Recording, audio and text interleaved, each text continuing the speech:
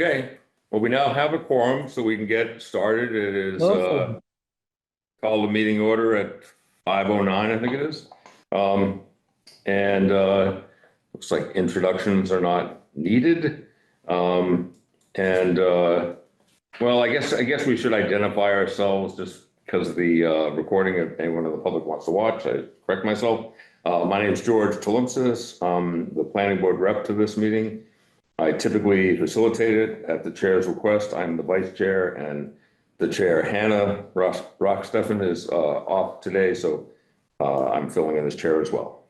Do you want to go ahead, Mary? Yep, I'm Mary Chickwin. I'm a member of the public on the committee. My name is Eric Twerg, Director of Planning and Development, and I'm a member of the committee. Phil? Philip Ellenber, I'm the city council rep. Thank you. Greta? Sorry, am I the only one who hasn't gone? My name is Greta Schwachman. I'm the food service director for Greenfield Schools. And the youth representative on the committee? Yes, that's the title. Somebody tattooed that on me. I can't remember. Thank you. Yes, thank you. Nancy? Nancy Hazard, general public. I mean, member at large, that's the word. Thank you. And Amy? Did you want to introduce something? Sure. I'm the Community and Economic Development Director, and I don't believe I'm officially a member. I think I'm just an enthusiastic attendee. Nice, thank you. And I see someone else is here. Stephanie, glad you got in. This is a public meeting, so anyone can attend. You are no obligation to identify yourself or speak, but I just wanted to, since it's a small group, I just wanted to offer that in case you wanted to say anything or introduce yourself. Pause in case you want to unmute and do that. Hi, thank you for giving me the opportunity to speak. I'm just here listening today. Very Thank good. you. Well, yeah, you're welcome. And welcome to the meeting. So next is the approval of the October meeting minutes. We have a generous 10 minutes for this agenda. So is there a motion to approve those minutes? So moved. And a second is Phil? I'll second it. Cool. Thank you. Any discussion? Yes, the spelling of my name under committee members present, it's E-R-I-C instead of decayed. And also it lists Amy as a committee member, and she is not. And also Anna Altman's listed as a committee member absent, and she's not a member. Yeah, it looks like we should have a different category here. Great. And that's the only corrections I saw. Thank you. Any other comments or corrections on the minutes? Seeing and hearing none. All committee members in favor? Aye. Aye. And Greta, are you a yes? Waiting on you, Greta, We lose for the Greta? minutes. Sorry. I struggle with Zoom on my iPhone. Yes, You approve? yes. Great, thank you. It's unanimous. In under 10 minutes, for the record. The next item, we have a lot less time for this, but this is the Conway School Student Project update from Eric. And this will be under 5 minutes. So just a quick update is that we have a signed contract now with executed contract between the mayor, the city, and the Conway School Landscape Design. The core team will be meeting with CJ Lammers on December 13th at 10 a.m. During that time, we'll also schedule a meeting with the student team for early January. And at that January meeting, we'll further refine the scope of work. And I did see the email exchange about the scope of work and concur completely with the comments made, Mary and Nancy.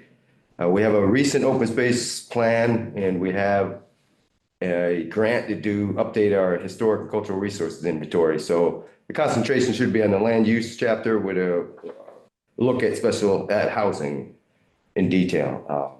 And not so much updating the natural resources, historical, cultural chapter. Maybe we could just put the stuff that we've done to date. I mentioned the grant and a few other things, but I agree the concentration should be on the land use chapter with a concentration on housing. That's all I have for the update. Any comments or questions?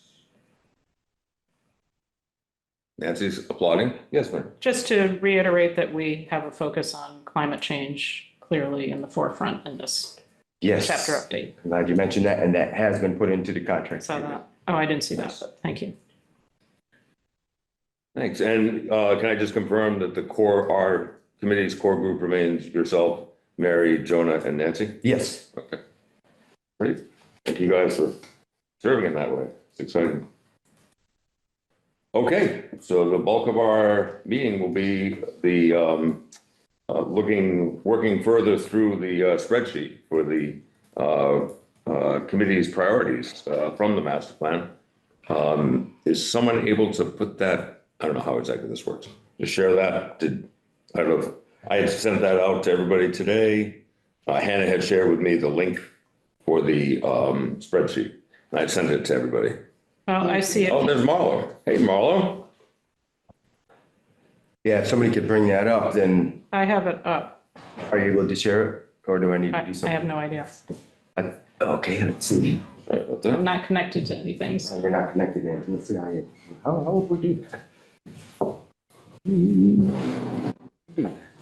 Hey, Marlo, while we're figuring that out, do you want to introduce yourself? Is it this patch? No, that's for, Oh, maybe. I don't have anything. We don't have a thumb drive. We don't have, I don't know how we're going to share this. I have a, excuse me, I have a share screen button on my computer, but when I try to share the screen, I get a host disabled participant screen sharing. So who's the host? This would be done on your computer, not on that box. Not on this box? Okay. No. Who's the host of this meeting? Who opened it? Well, this box. I have a feeling that it's City Hall that's hosting it, so City Hall, somehow it yeah. is that box that's the host. Yeah, this box is the host. Does it allow participant screen sharing? There it is. Share screen. You see? Yeah. Click share screen. Let's see, share. Not really sure. I mean, it's saying that it should be able to be done. I'm still getting that same message. Doesn't ask for a passcode or anything. It just gives you that Nope. message. Yep, host That just- disabled. Disabled participant screen sharing. Yeah. It says to use the Zoom app, but if we don't have the, Yeah, if we don't have the computer to get into the Zoom app, then how do we, let me see if we're this small.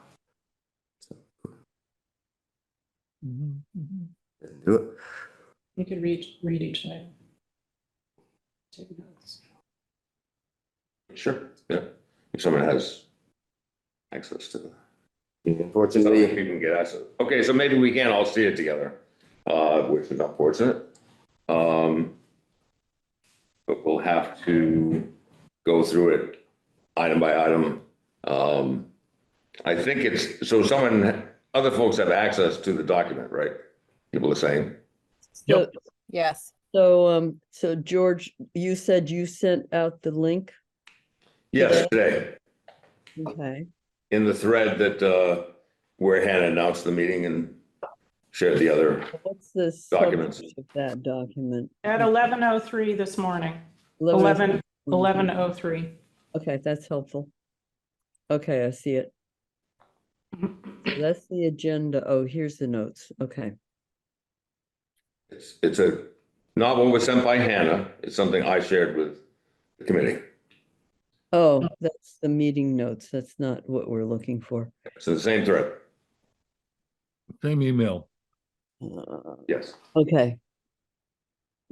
Thank you. Thank I'm you. with you now. What line are we on? are you able to share that? Nancy, maybe you can try to do the sharing. What tab? Oh, no, mine says the same Same thing. thing? Okay, never mind. But at least we now potentially could all be looking at the same thing, as long as you know what line we're on. You know what line we're on, George? I don't know specifically. I know. I don't know specifically. I thought that would be clear from Hannah sending this. I thought we'd made notes in the ones we had reviewed. Okay. Marlo, do you Okay. want to briefly introduce yourself while we're searching for this, just the public? Yeah, sure. Marlon Warner, DPW Director. Thank you very much. I have a technical glitch here. It's all right. Sorry I was late. I had a computer glitch myself. Oh. Of course, it wants to update, wouldn't let me in any meetings when I was trying to log in.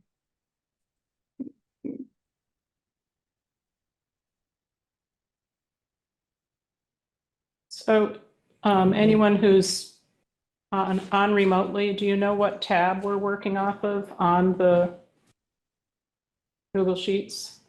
It's the first tab. It says edit this one, priorities organized by status. Okay, thank you. And then, does anyone remember where we left off? Yeah, I was just thinking we didn't talk about this at the last meeting. Is that accurate? That's That's correct. correct. So the meeting minutes before that, so that would have been September.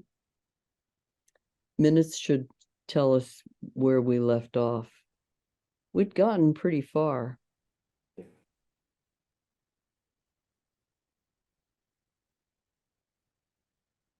Well, as I look through that sheet, there's not very many that don't have notations under the, Under the comments area. yeah. Yeah, that's what I'm thinking, that we'd gotten kind of close to the end. You have a copy of the September meeting minutes? I can pull them up. We're going to pull up the September meeting minutes and see if we can get eliminated. My apologies to the committee for not having this more clearly organized. That's okay. No worries.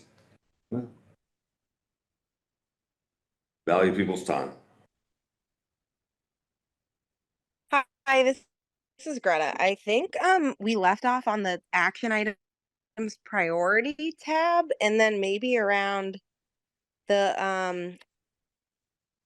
I don't know. I'm seeing like a clear gap in where we stop making notes Oh, which line item? under the action category. The tab is action items _ priorities organized by status. Okay, And then it so looks like we stopped making comments right after. It was kind of like below the economic development section.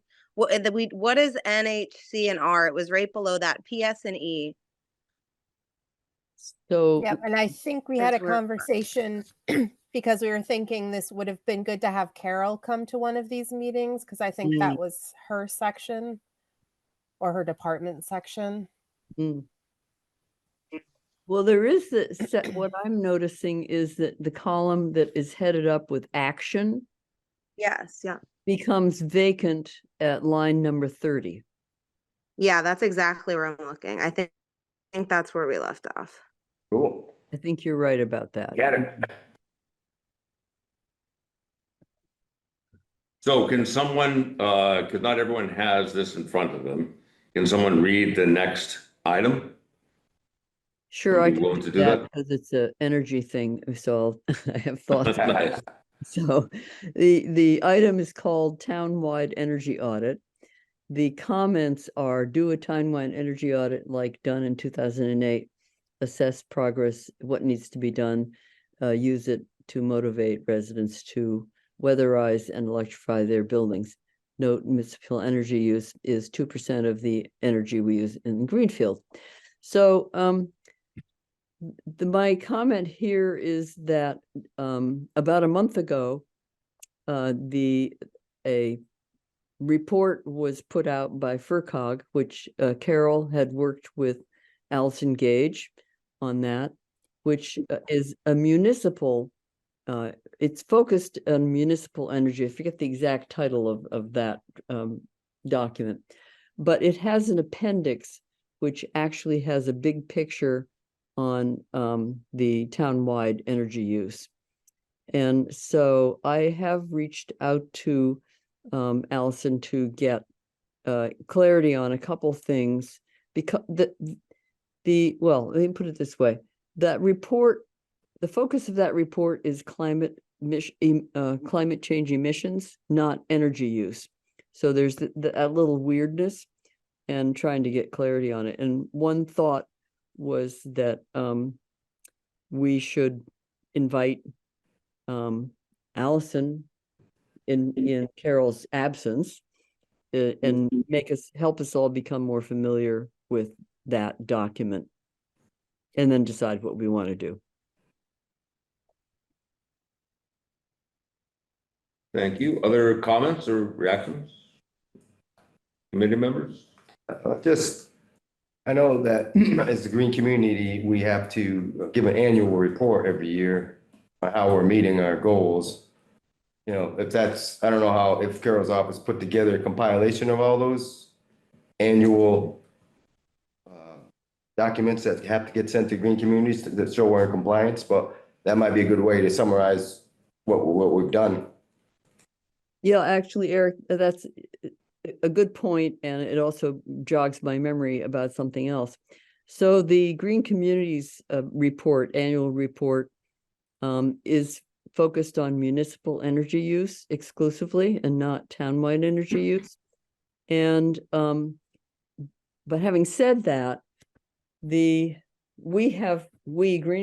Greenfield, Carol's efforts have led to such a level of over compliance and compliance that Greenfield is now eligible for using green community money to do community-wide outreach work. And if you look at the job description, which has been written for Carol's replacement, it includes doing community-wide work. So, and I don't know where the filling that position, I don't know where that is. But we're, I did not know that the townwide energy, or the climate change emissions project was going to be done when this chart was written up. So I'm like, we're way down the path here. And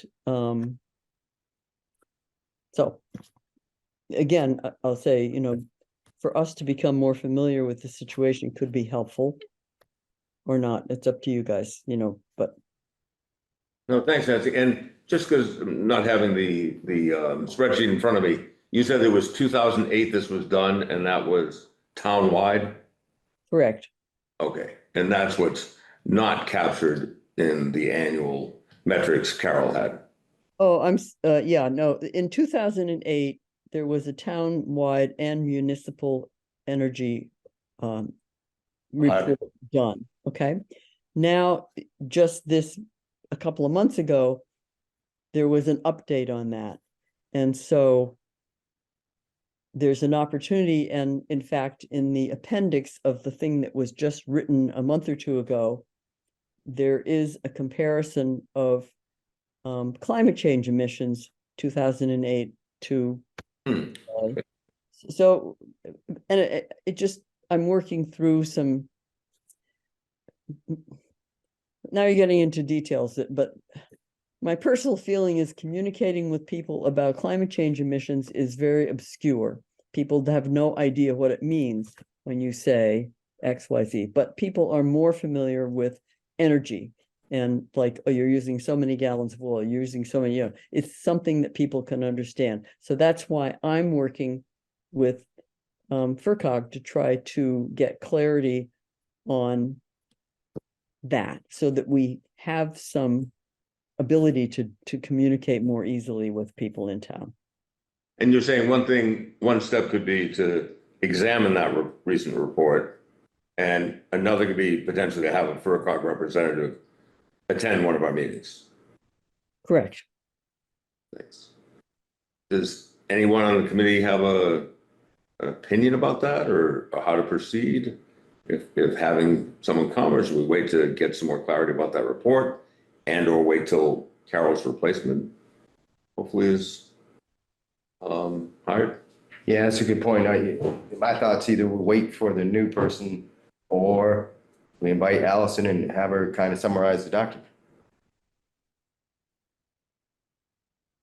Yes, Bill. I will say that the reduction in municipal energy use that Carol achieved is one of the signature achievements of this committee. And, you know, if we ever get a chance to talk to the public again, I think we want to highlight that. Absolutely. I agree. And maybe what makes sense is I don't know if anybody knows the timing of Carol's replacement, but to wait until that person is here and then have them in the room with us when we talk about the whole thing seems like it would be helpful. Yes. I would agree with I that agree. myself. Yep. Was everyone okay with that, kind of flagging that for a future meeting? I see a thumbs up from Phil. I hear no objections. So we're, excuse me, just since I'm taking notes, we're Please. waiting to invite FERCog to present on that until we have a new energy person, is that what we're saying? Yes. Yep. Very good. Thank you for accessing that, Nancy, and sharing about that. And just procedurally, I mean, it's nice to have a big long list of actions, but if there's nobody assigned to them, then, I mean, are we assigning people as we go along to be the point person to make sure it happens, or how will we make this action item list into something Sure. meaningful? Yeah, that's a good idea. I mean, I'd be happy to put on that list to follow up with the employment of the new person and info. I mean, Yes. they would be automatically be on the committee as part of, Sure. it's in the ordinance and. But to remember this. Yes, Right. I will put a note to myself, remember this, and once that person's on board, have a conversation with them and I don't know if we want to do it at the first meeting they attend, Right. probably we'll wait a meeting or so and then invite the Yeah. COG to Nice. present. Good. Thank you, everybody. Should we go on to the next item? Does someone else want to read it or? The next item is public composting program, and the comment is just home pickup along with recycling.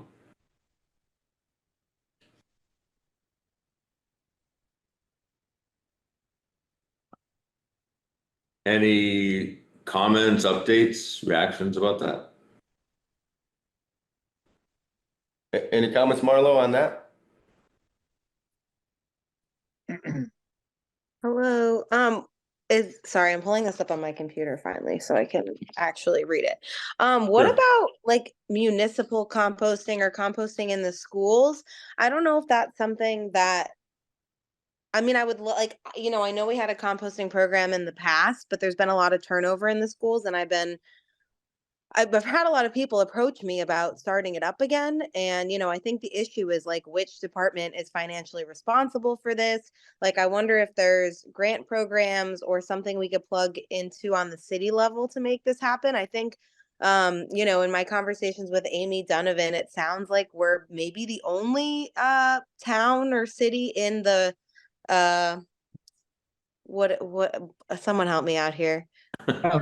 The county, thank In you. the The county. Oh my goodness. It's been a long week. In the county that's not composting in the schools, which, you Really? know, is the county seat, I find kind of embarrassing for us. And I really would like to see it start again. Like I said, a lot of people in the 2 years I've been with GPS have mentioned it to me. So and you know, I'm happy to support that in my role, but I'd love to get that going. And also, I mean, I'm not a resident of Greenfield, but I think having a home composting program would be awesome.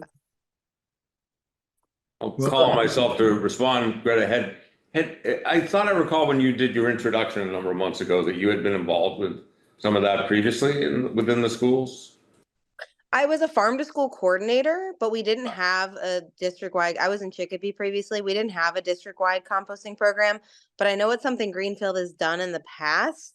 Okay. It's just a matter of, you know, it's like now as the years keep going by, since we haven't been doing it, I just worry that, you know, a lot of the training that had been done and the knowledge that the kids and the staff had, a lot of that is kind of, I feel like it's gonna end up being a big push to kind of get it going again. Yeah. Bill, you had your hand up. So. Well, you know, there is a private composting operation in Greenfield. It is expensive. I was going to ask Marlo, in your research as part of the grant writing to get the single stream thing rolling. Did you come across any money for this kind of thing? That actually wasn't built in the grant at all.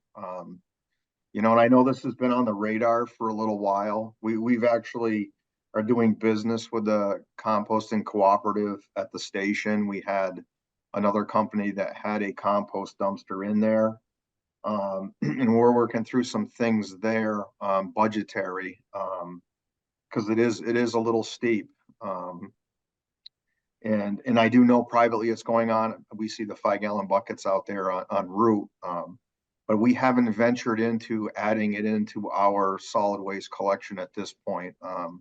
Until we can, you know, it's on our radar, but we want to right the ship with vehicles and other issues right now to keep the trash and recycling going. So, to be quite honest. Thank you. Nancy, I saw you raise your hand. Right. So just a little history on, and I'm just focusing on the school composting and not the townwide composting here. Greta, I'm thrilled of your enthusiasm for trying to make it happen.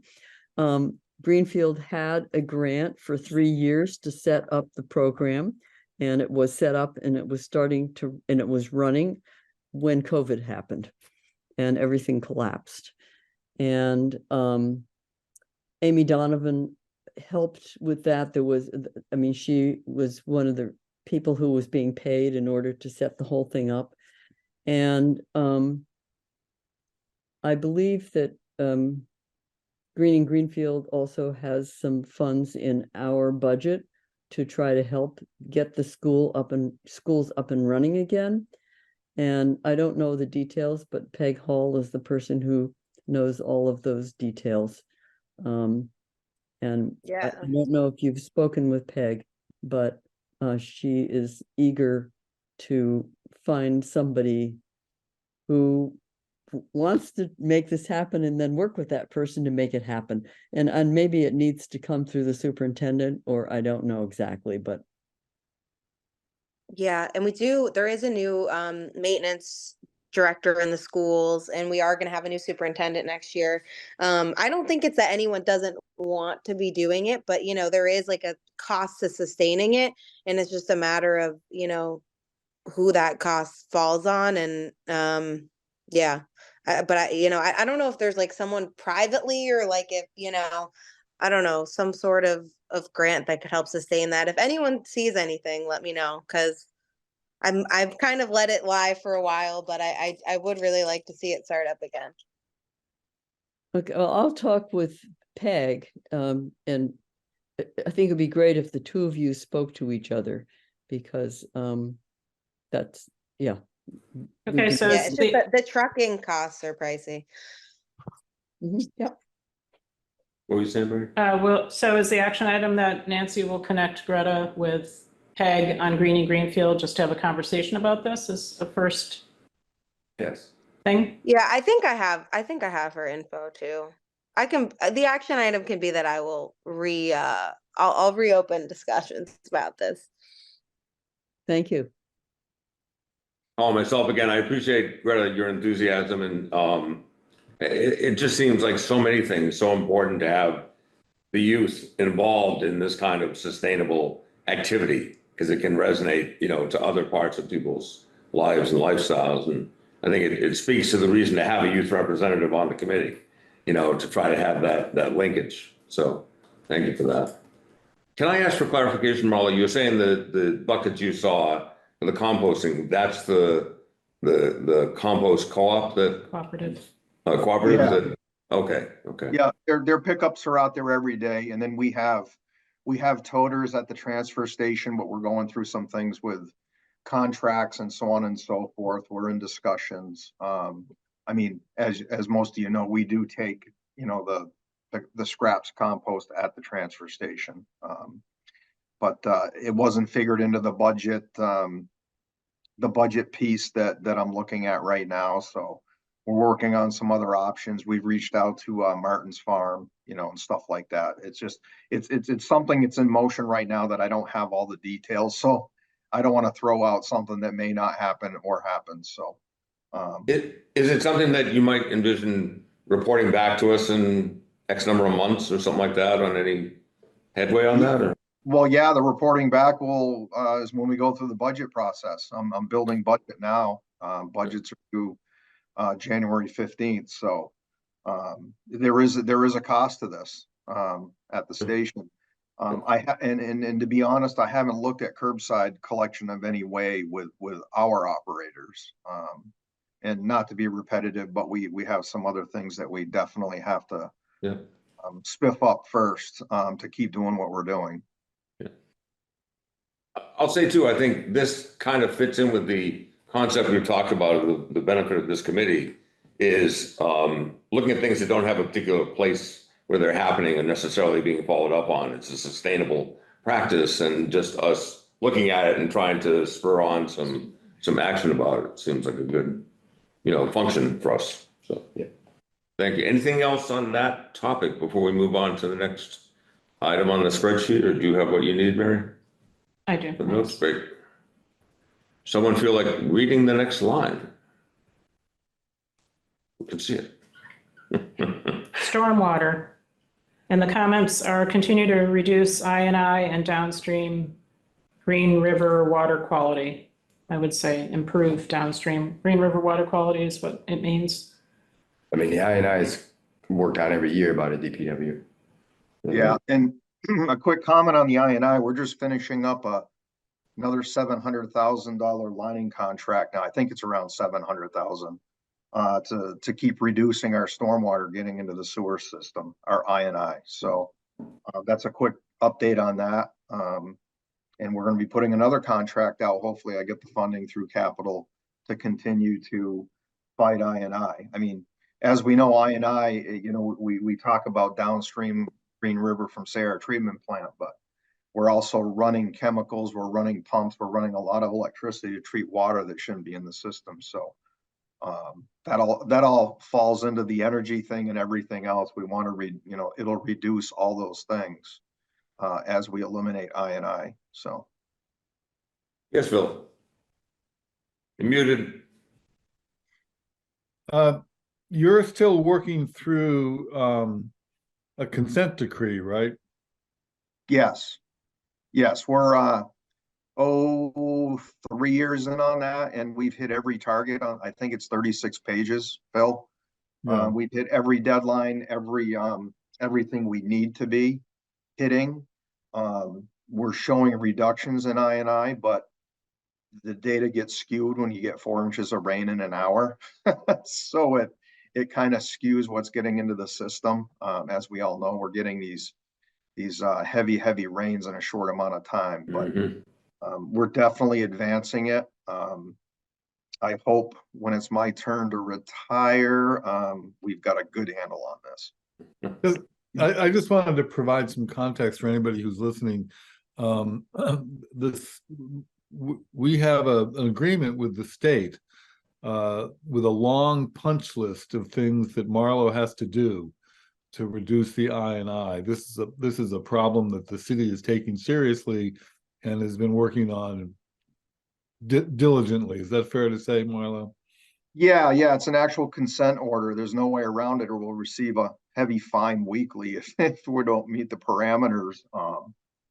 Just as a side note, every day it's something. The aging sewer infrastructure. We lost 40 feet of sewer main that collapsed on Davis Street not too many weeks ago.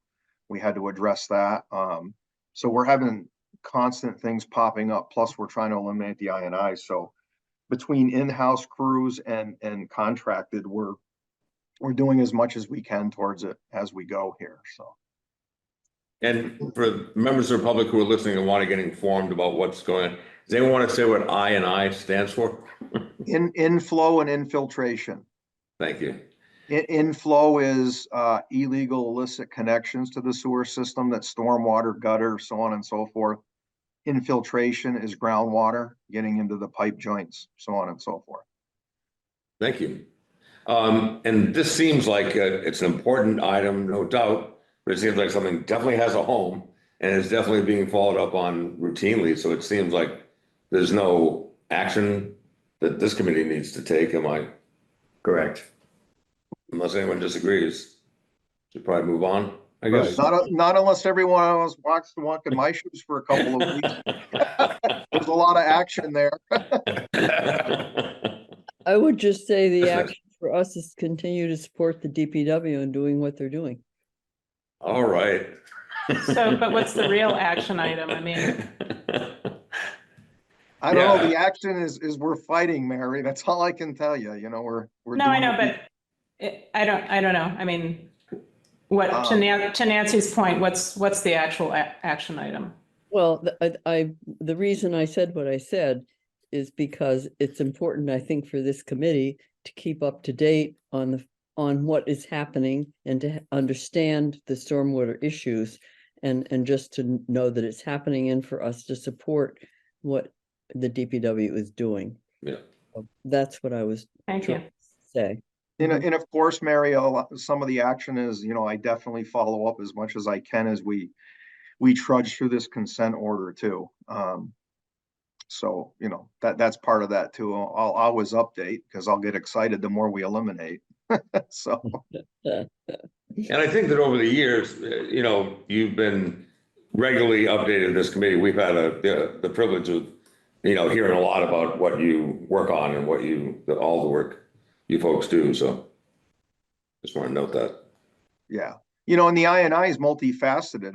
I mentioned the added electricity, the strain on the pumps, you know, so on and so forth. You know, if in theory we eliminate 100% I&I, the electric bills drop off massively. Wow. And the use of chemicals, which is a very high expense. They've gone up 40% in 2 years to treat our stormwater and our drinking water. So it behooves us to eliminate this and not waste electricity and chemicals on stormwater that shouldn't be in the system.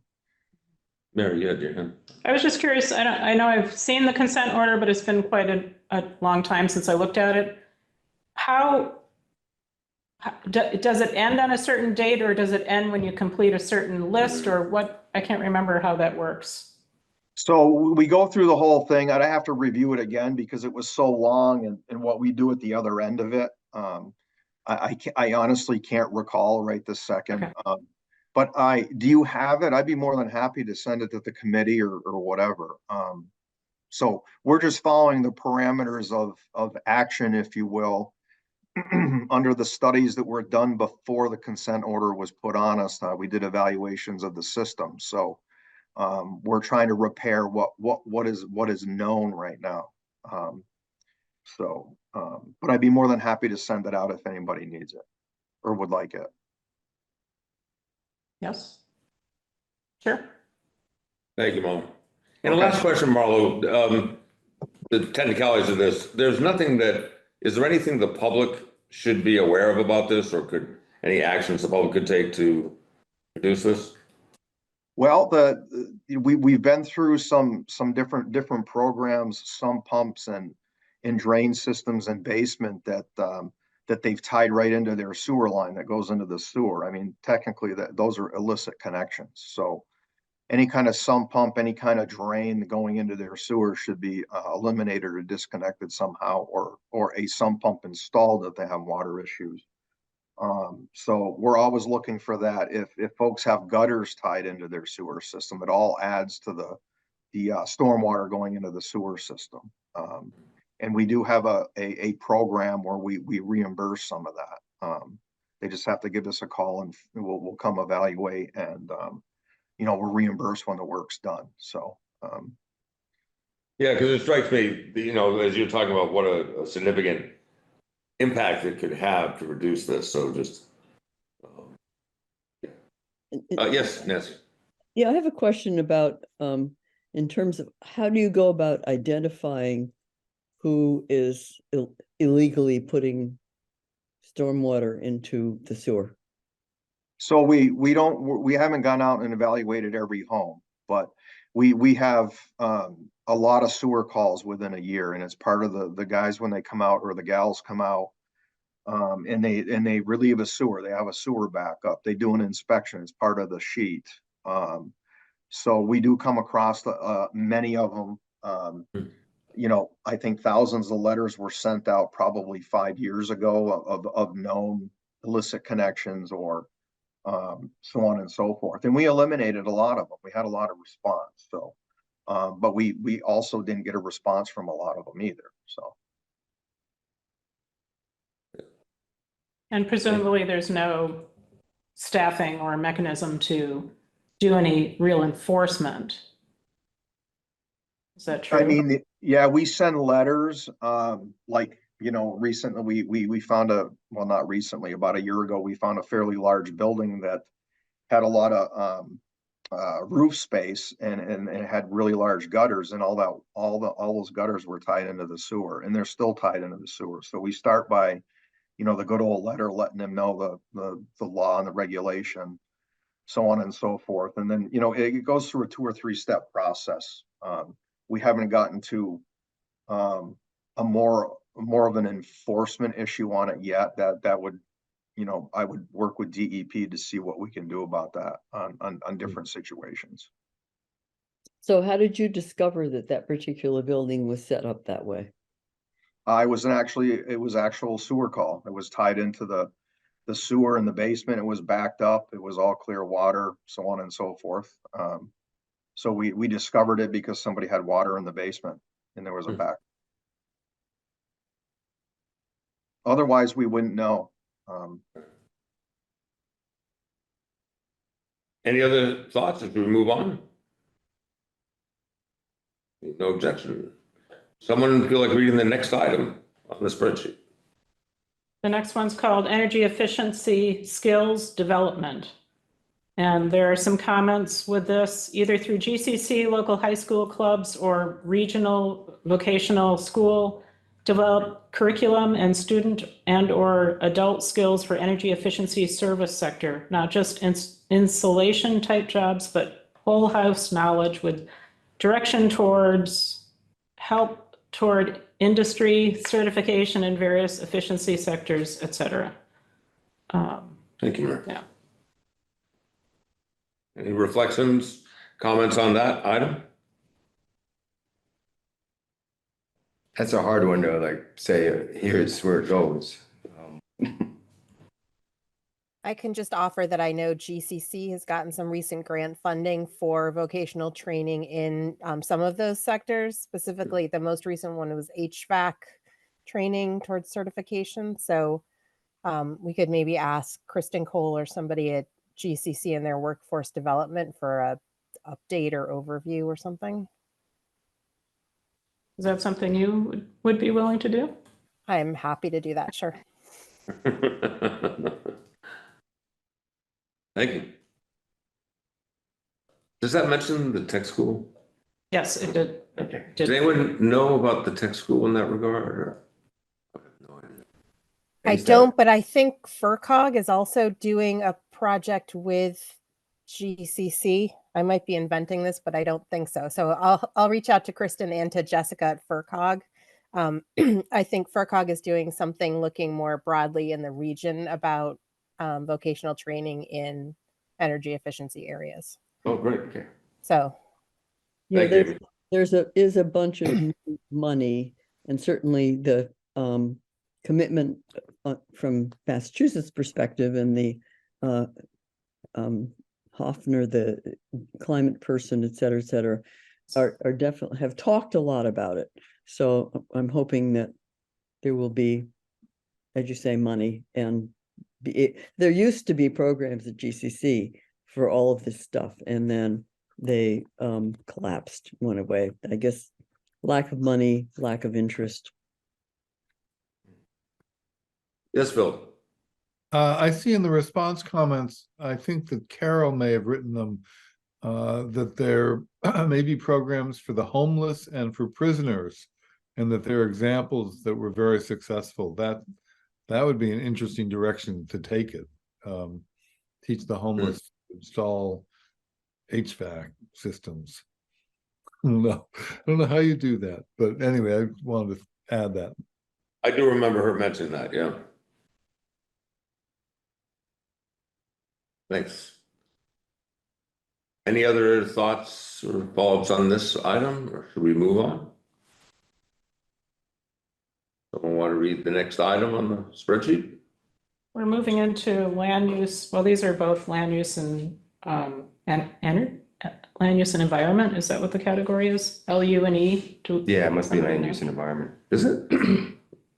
So the item is Green River Trail, and there's a comment, I don't know if this is from George or not. Find funds to implement 2008 Green River Trail vision. Seems like a former initiative GSIC, SGIC could try to bring attention to. That's something you said on 320, George. I can give an update on that. Please. So if this is the trail behind where the Berkshire Gas is in Mead Street, going behind that and the new development up to Deerfield Street, we looked at a potential, trying to think of the park grant, I forget what park stands for, but we looked for as a potential park grant to fund that project. The plans were designed by Berkshire Design in 2005.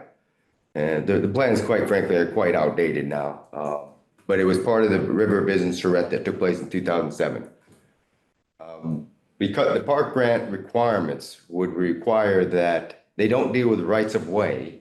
So all that land going up before, right before it's abandoned, couldn't be dealt with, and half the plan was that area. The park grant doesn't fund anything within the right of way. The existing utility poles along that whole area would have to be buried underground as part of the park grant. There were so many, I don't know what the word is, things that would make it difficult to go through with that grant that we decided not to go for a park grant. Also, Article 9, you have to put it under Article 97 under recreation to use permanently, and they can't do that for right-of-way land. So it was a very difficult project. Costly it would have been to put it underground, all the utilities, and half the plan couldn't have been done because half the plan was on right-of-way area.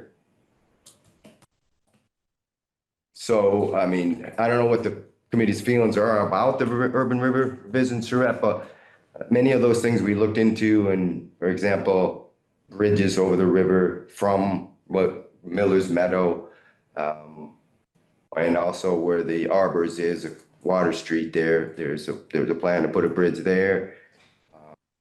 There's a kayak point where the Eversource owns some land. All that were things that were looked at and quite frankly were either not possible or too costly. Thank you for that update. Yes, Phil. I have to say this breaks my heart because I found that charrette so inspiring. Mm-hmm. But I hear you. I looked at those those same problems, and they just seemed unsolvable. I am encouraged that Mary, you guys were working on plantings in, I don't know what that's called, where there used to be a trailer park, and I thought that just extending the bike trail into that area and making a circle of it would be it's very small, but it's one thing that could be done. Mary, are you still involved in that? No, I mean, I just did a conceptual design as part of something. What was that, Nancy? Was that the MVP plan? No, the FERCog pollinator plan. Oh, perfect. Yeah, Is that Greening Greenfield is looking at Miller's Meadow. Miller? but- Yes, thank you. But haven't really considered that particular thing, Phil. Okay. And we're working with the Conservation Commission, who's responsible for that property, et cetera, et cetera. Is that what is the area where the trailer park was? Yes. It's called Miller's Meadow. Miller's Meadow. I hadn't heard that. It was renamed like 5 or several years ago, but people still go by Wedgewood Gardens. Right. Well, there's the no idea sign that was ever put up, so. I was going to say the idea of the charrette was to make the river, which runs through the city, more accessible. Yep. And that is a place where it is accessible and not really utilized. And I think it wouldn't, unlike building bridges and the other things that seem so hard, that seems doable. I mean, we could make that part of the river could be made much more accessible. Mm. Just with, a clearly marked bike trail and some kind of pollinator garden. So Mary, and then, oh, sorry. that's it. I'm done. Thanks, Mary, and then Eric. Yeah, I wanted to say two things about that idea. One is, I think, and I'm pretty sure Eric's going to say the same thing, that the embankments, the river embankments are way too steep there and unstable in order for anybody to access that, to put in like the kayak or whatever. That's exactly what I was gonna say. Yeah.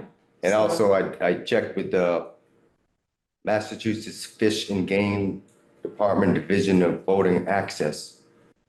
And they came to town 3 times and looked at sites for potential canoe kayak point to the Green River. Wedge Garden or Miller's Meadow was one of them, and they said it was too steep. They only had so much money for design and construction, and that would have been beyond it, so they said no. We had them look at other areas along the Green River as well. We thought the recreation area would be good, but because that's only fee-based recreational area, it has to be allowed to the public, so that was squashed. And we did look at where the former golf course is, the Meadows Golf Course, and city land toward the bottom of there. That's still a possibility, and haven't followed through completely with that one yet. You know what, I go just ahead, wanna- Phil. I just want to clarify, when I say access to the river, I'm not necessarily mean boating access. I just mean people encouraged to walk along this beautiful river and enjoy the sight. The Green River Rec area is a tremendous success. And I'm not saying that people should be swimming there, but making it more accessible for humans to Mhm. enjoy it is what I was talking about.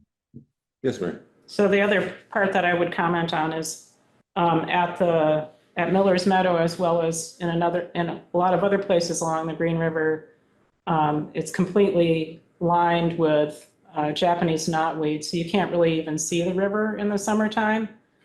So I think that putting money into things like gardens or whatever in that spot without first addressing the huge issue with invasive species in that is not money really well spent. And I would really like to see the concentration in that area be on removing invasive species, which I think is a nearly impossible thing to do, but I think it's worth looking into and trying to figure out how to do that. So. Thank you. Mark?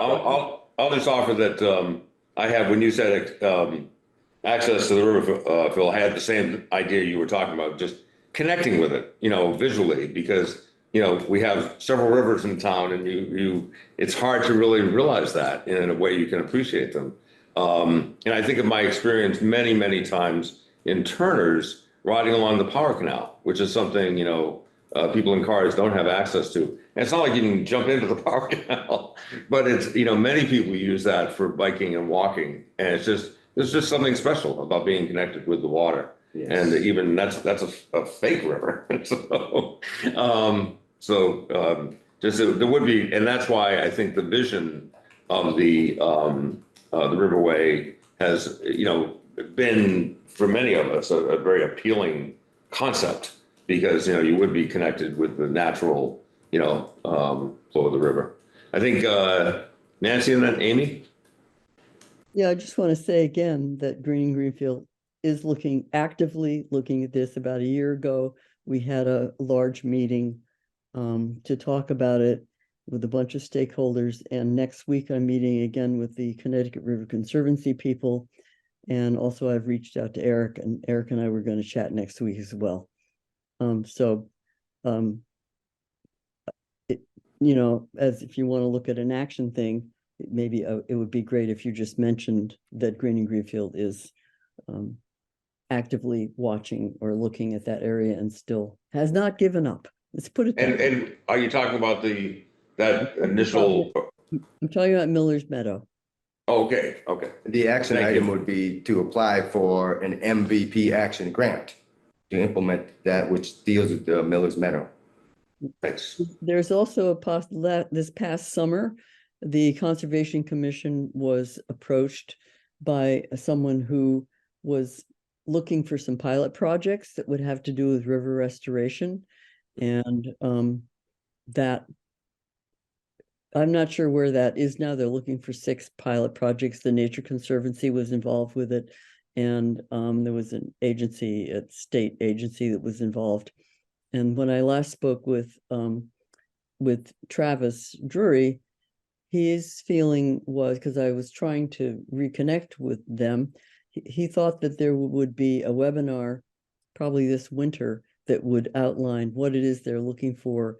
And they had hired an organization to talk to conservation commissions, look and make recommendations for possible pilot projects. And when they had done their computer research, they had come up with Miller's Meadow. So there's some things that are kind of floating out right now. That And Travis is the chair of the Conservation Yes. Commission. Yeah. Could I just, a clarification, what group is looking for the pilot project? The pilot project, the Nature Conservancy was involved, and I don't know if it was DCR, but some Massachusetts. If you're interested in that, I was not able to attend the Conservation Commission meeting that person came to, but it was recorded. So it's possible to go back to that and get some clarity there. Eric, when you say to apply for an MVP grant, to do what exactly? There is a plan within our MVP action, with our MVP resiliency plan, specific to Miller's Meadow. And it has a plan to do some things there, pollinator gardens, reforest, make part of that back to a forested floodplain area. Flood mitigation issues. It would be the rationale. Amy, you would raise your hand earlier. I'm all set, actually. Thanks. Oh, okay, sure. And who would make that happen? The action plan? I mean, the Right. MVP. Yeah. That would have to be the city, and that would be Department of Planning and Development. Okay. Anything else on this item? Yeah, we did there. It looks great. Next items, anyone willing to read it? Safeguard agricultural land. There's an action item already. Possible to look at the Ag Commission charter to assess the mission. Might look at the master plan to identify ways that an Ag Commission could be helpful. That was something that George and I looked at briefly, which led us to realize that the Ag Commission has been defunct now for at least a couple of years. That could change under new leadership. So that's, And I'm sorry. no, go ahead. My portion of that assignment was to check through the master plan for any time the Ag Commission was mentioned. So this is a good reminder. So if you can refresh that action plan, I will do so. Yes. I can give like one update, and you're involved. There's our recent, we're in the process, we proposed a zoning amendment to our open space / cluster development ordinance. It's going through the process right now. We held a joint public hearing, and the planning board will be deliberating on it on January 4th. But within that amendment is incentives to protect agricultural land. So, you know, we're increasing the amount of open space people have to set aside permanently for protection. But also if they go above and beyond that, they get more density points and build more lots. If they protect certain things, a greater amount of open space, protecting agricultural land, affordable housing, things of that nature. So that's going through the adoption process now. Thank you. Is that the subdivision or the zoning regs? It's going to be both. The first part is the zoning ordinance amendment. And then if that's adopted, we will have to hold a public hearing for the portion of the subdivision regs that also need to be updated. Thank you. Thanks for flagging that. Any other thoughts on that item? Sounds like we have something to continue on. that had already been identified. So we move on. Next item, anyone else feel like giving Mary a rest or read the next time? Who can see the Oh, I'll spreadsheet? take this one because it's you, economic Amy. development and I'll do the talking anyway. Nice. Economic development, it's downtown art and activities. And the comment is support arts and other downtown activities to increase downtown foot traffic all day and into the evening.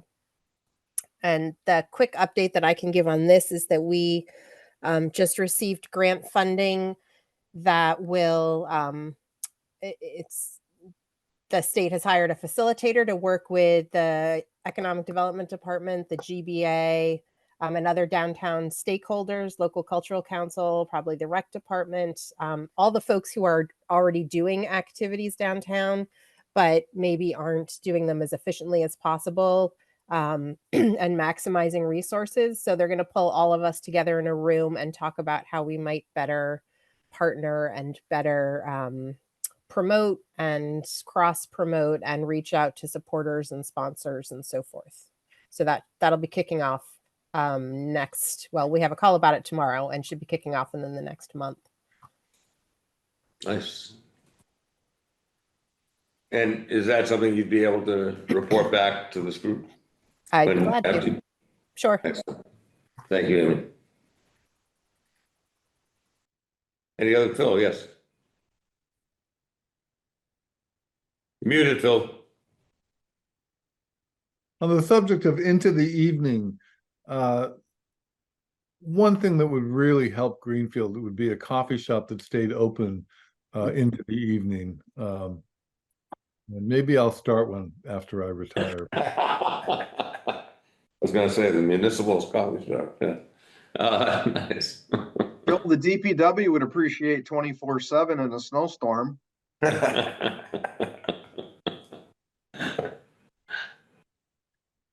Any other thoughts or comments about that item? If not, someone want to read the next one?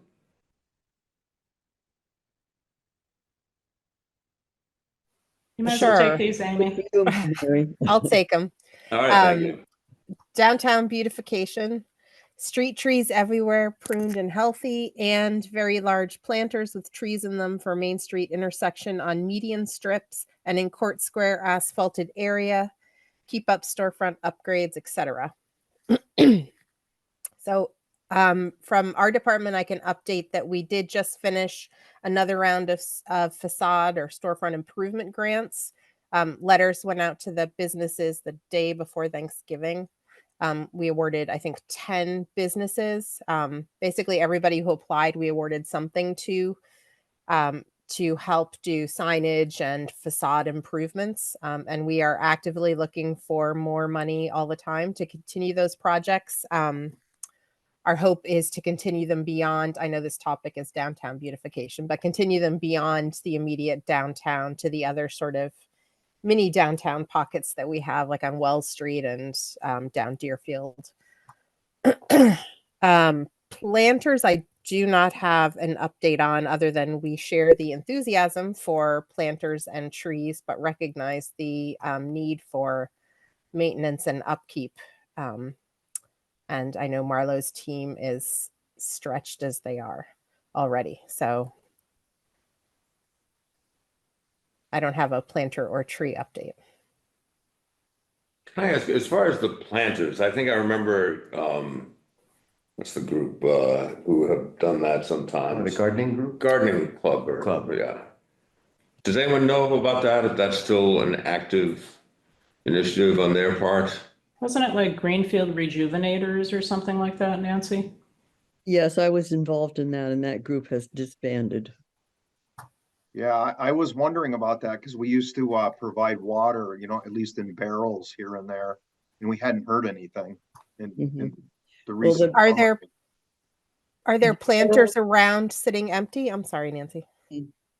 And what I know is that the original effort with planters that were wooden barrels, those have all collapsed, physically collapsed. And then there was a lot of I'm gonna say plastic planter type, like smallish things that were purchased. I believe the city purchased those.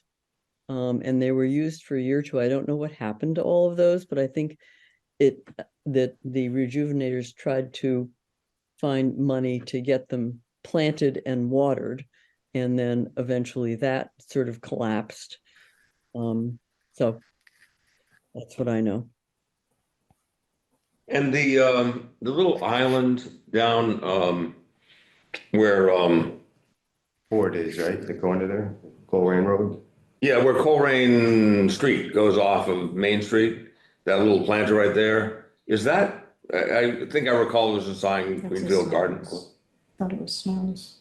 Oh, is that Snows? That's- Yeah, that's. The Snow- sign Yeah. says snows. Oh, No, okay, that's right, thank that's you. right, yeah. Thanks. And the street trees downtown, is that purely DPW care? Do the owners, store owners get involved, or the tree committee, or? Well, basically, the DPW prunes and maintains. We have a very good relationship with the tree committee, and we work together on a lot of things. And I just wanted to make a comment. I mean, we've come to the end of the 5-year grant. Mary could probably fill us in more, but so this is the year that, and I did meet with Mary and Councilor Bottomley not too long ago with the tree warden. So we have to start addressing the DPW budget to, for tree maintenance and tree replacement going forward, and we're kind of working on that together. So, I mean, the budget marching orders came out, basically level services and supplies, but at the end of the day, we got to follow the ordinance. So I'm going to bump those line items as needed, and we'll see where it goes. And when you say the ordinance, Marlo, can you specify what aspects of it you're referring to? Well, the actual tree ordinance, which we follow with the tree committee. And I mean, we can pass that out too, right, Mary, if everybody wants it? I mean, That'd be Yeah. great to, Yeah, great to see, actually, yeah. Thank you. I can do that. Because I know when we're talking about the downtown, which is what this item was about, it's such a challenging environment for trees. So I think we all know that. Yeah. So, but I there's mean, such a, all the years I've been here, Main Street, looks the best it ever has. Back in the day before I had gray hair, we couldn't, we lost a lot of trees, and we finally all worked together and found species that are pretty much thriving down there now. So obviously we want to take care of them and keep them going. thank you. Yes, Yeah, I'm curious about, the concept of a big planter that has a tree in it that's either in Court Square and or in the main intersection on those islands. That's what Northampton does. And I looked into the cost of that a year or two ago.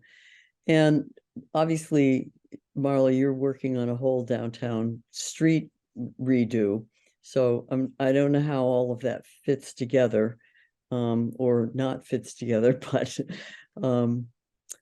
yeah, it would make such a huge difference to have some shade.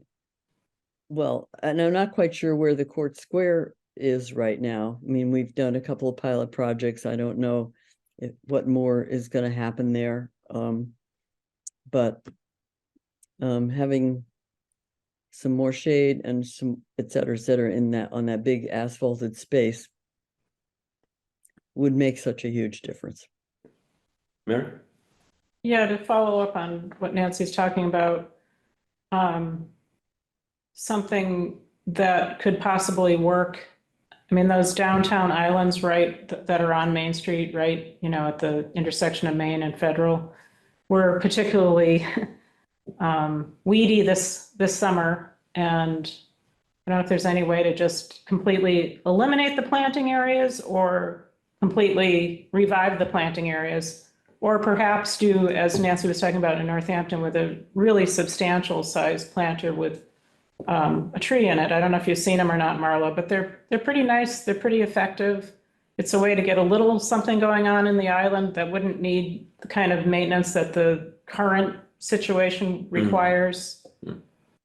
So it's just an idea. I don't know. Well, yeah, it's interesting. I didn't think of that, so it's good to hear it. I'll have to we are headed for 25% design submission to Mass DOT for the Main Street reconstruction project. And I think there's three different scenarios with different items, but I honestly can't remember what that area looks like on the conceptual design. So I'm going to take a look at that. Thanks. It may be in a different spot, different area, but same concept idea you're suggesting. But we can take a peek. Thank you. Question, Mary, on the Northampton trees, how wide are their medians, and there's any line of sight issues or anything like that, or? I don't know. I mean, I've seen them a few times now. Oh yeah, you would know. Coming from, I organize them, so I'm painfully Oh. familiar. We did get line of sight complaints, and we had to make sure that the barrels were situated set back from the, top and bottom of each island so that you could see pedestrians and you could see as you were a car turning. So that was a definite challenge. And that they are wide. I think the islands are wider, broadly speaking, in Northampton than most of the islands in Greenfield. But Thanks. Yeah, and just another comment, if we go to the parallel parking and the bike lanes, I can't recall what islands in that area may disappear altogether to make sure that we can get public safety down the center of Main Street, especially with the fire station being right on Main Street coming up. So it interests me. I want to take a look at that and see what the conceptuals show. Looks like we have, anything else on this item? This particular item? Comments or questions? Yeah. I guess it's as good a time as any. I do know there's at least 2 trees off the top of my head. I can think of maybe 3 that are in a perpetual state of failure on Main Street. One just west of the co-op, and then one I think at the corner of Wells, but I might be wrong about that. And I'm just wondering if there's a way to prioritize those trees for removal and stump grinding and getting something new in there, just because, they've been limping along for a few years now and just really, I mean, as good as much of Main Street looks, those are kind of, they are eyesores compared to the rest. So I think Greenfield Tree Committee would be willing to plant. We've got the trees, we've got the folks who could put in the volunteer time, but we obviously would need the stumps ground out of there. So is there the other thing, Mary, is I want to take a look, we want to make sure they're not on any of the corner intersections because of the Main Street project. I don't want to plant nice trees. They start to take hold and they thrive, and that's one of the intersections that they're going to bring all the intersections up to code on the Main Street project. And I'd hate to bring one in and have it start to thrive, and then we gotta remove it and transplant it or something like that. So I'll take a look at that too. And then we also, as you know, we're going to be putting a tree hearing together anyways. We do have a list and of Haywood Street trees and a few others. So I'll make sure that this gets to the tree warden and we take a look at them, Mary.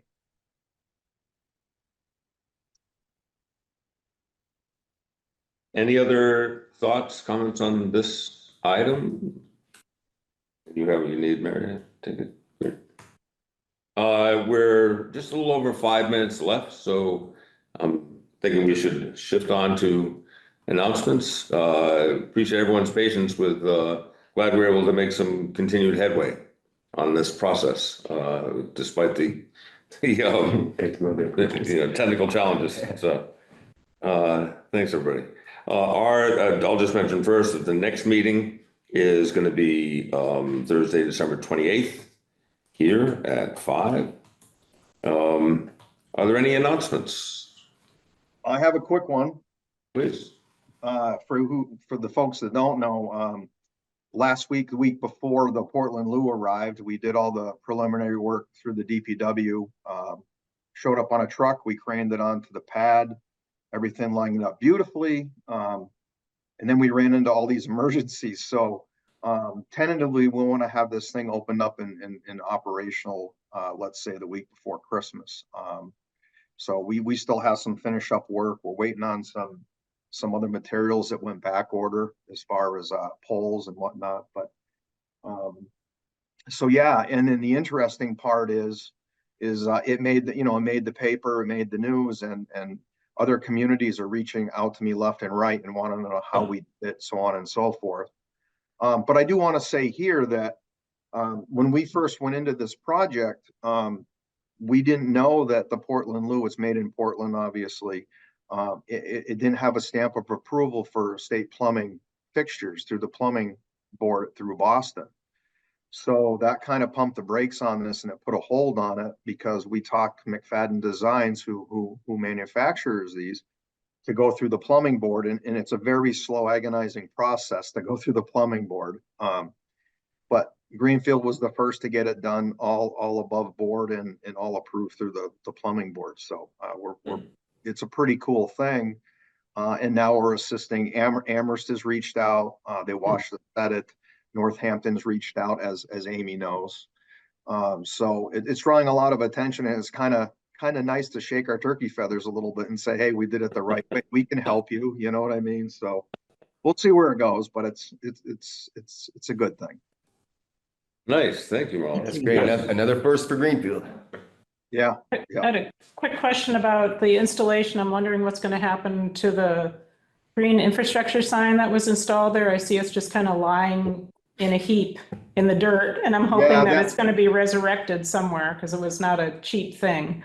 No, I know, and we need to reset that because of the actual parking lot grant there. So, and we haven't figured out the location yet. That's going to go back and be stored away under roof for the winter.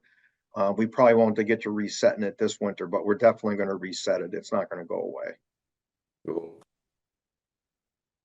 Thanks. Any other announcements? I have a quick one, slightly Please. tangential, but this coming Monday, the 4th at 5 o'clock, we're going to be holding our public hearing for CDBG funding for the FY24 round. So if you'd like to come and share your hopes and dreams for affordable housing or other appropriate CDBG funded projects that you'd like to see happen in Greenfield, it'll be in the room you're sitting in and hybrid on Zoom. And what time again was that, Amy? 5 o'clock. Thank you. Date again, please. Monday, December 4th. Thank you. And Amy, you had sent out a couple of things. Is that right? Was there another in an email? Am I remembering correctly? Yeah, so this was one of them. Oh, okay. All right. I I didn't know did, if or it was. maybe Anna from my department. Oh, it could have been. Oh, yeah. Okay. Yeah. Sorry. And that was Amy too, so. Very good. Yes, Mary. I have just a quick announcement that Greenfield Tree Committee had our monthly meeting earlier this week, and I gave just a quick presentation on kind of the grant wrap-up. I think it might be of interest to this group, and I'd be willing to do that at the next meeting. I mean, it's just a little infographic, so it's very quick. It's not a, That'd be great. in-depth thing. This is a 5-year grant. Yeah. It'd be great to hear some of you. Marla, maybe you'd want to see it too. I haven't even shared it with you yet. It was last minute. That would be great. It actually turned into 6 years, didn't it? Well, it was awarded in 2018, but the work didn't really start until 2019. So Yeah. I just remember COVID, they allowed us to push something a little bit there, but I think we caught up on the trees. So. Anyone have a comment about that suggestion? Sounds good to me. Yeah, thumbs up. Sounds great. And a nod. All right, very good. Thank you, Mary. Yep. And any last announcements before we adjourn? I'll just say the other thing that Anna mentioned in her email was the FERCog is doing the digital equity hearing, which is going to be on December 14th at 5:30. They're working on a Greenfield digital equity plan. Nice. And so they're gathering public input. Thank you so much for checking. I appreciate it. All right, is there a motion to adjourn? So moved. And a Second. second.